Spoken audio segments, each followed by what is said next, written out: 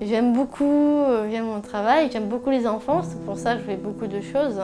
Le parcours d'Élodie, pratiquement tout le temps en milieu ordinaire, a commencé dès l'école. Le collège, on l'a fait suivre également une scolarité en milieu ordinaire dans une SECPA sur Limoges. Et là, le partenariat est établi avec le CESAD également, parce que le CESAD intervenait en tant qu'éducateur, qui allait s'assurer que la vie sociale était bien menée, bien mise en œuvre pour Élodie, au sein de l'établissement. Elle a suivi les 4 années de SECPA, elle a réussi à obtenir son CFG comme tous ses autres petits copains et copines de classe. Ensuite, nous avons pu l'inscrire dans un lycée professionnel, privé, dans lequel elle a suivi une formation pour agent technique de restauration, d'hygiène. Entre-temps, notre SAT Hors-les-Murs avait vu le jour sur Limoges, donc elle a intégré à l'âge de 20 ans le SAT. Grâce à ces formations, les stages de formation qu'elle avait effectués au sein du lycée, elle avait pu effectuer des stages à la cantine scolaire de Nieul. Eh bien, Élodie a pu conclure son parcours de vie en obtenant aujourd'hui son fameux CDI.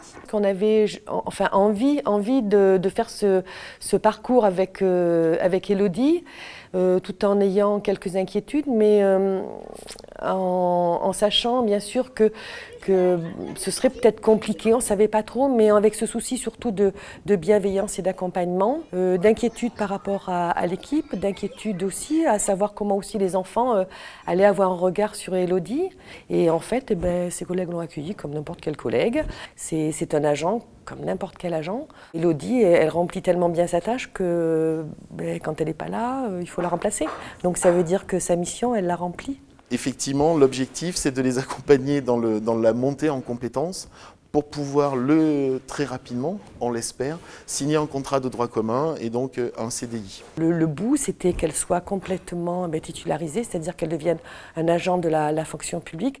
Et donc nous avons accompagné la mairie dans cette réflexion et mis en œuvre tous les dispositifs pour l'aider dans sa réflexion et aussi le financement du poste, le financement de la formation et l'accompagnement que nous pouvons aussi proposer pour favoriser l'intégration d'Élodie. Quand on a effectivement cette envie et puis l'accompagnement du secteur associatif, moi je pense qu'il faut franchir le pas.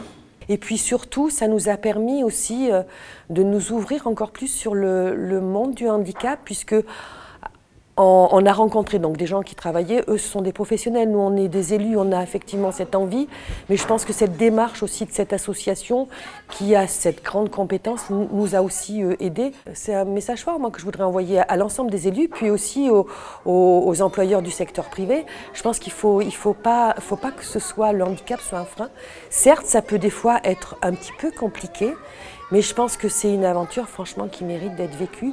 Et puis je pense qu'au niveau des valeurs, inclure un travailleur handicapé dans son équipe, je pense que c'est positif, ça fait tomber plein de barrières.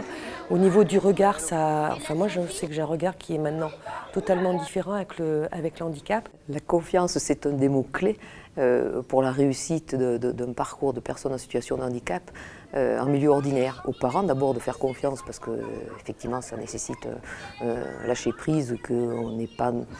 c'est pas inné pour des parents de couper le cordon, comme on dit. Et ensuite, la confiance que les professionnels autour d'Élodie peuvent avoir en elle et en ses capacités. Reprendre le flambeau d'une association qui défend ces valeurs-là, c'était un leitmotiv en fait, parce qu'en fait, sans association, les parents, moi j'oserais dire que c'est le premier contact quoi en fait.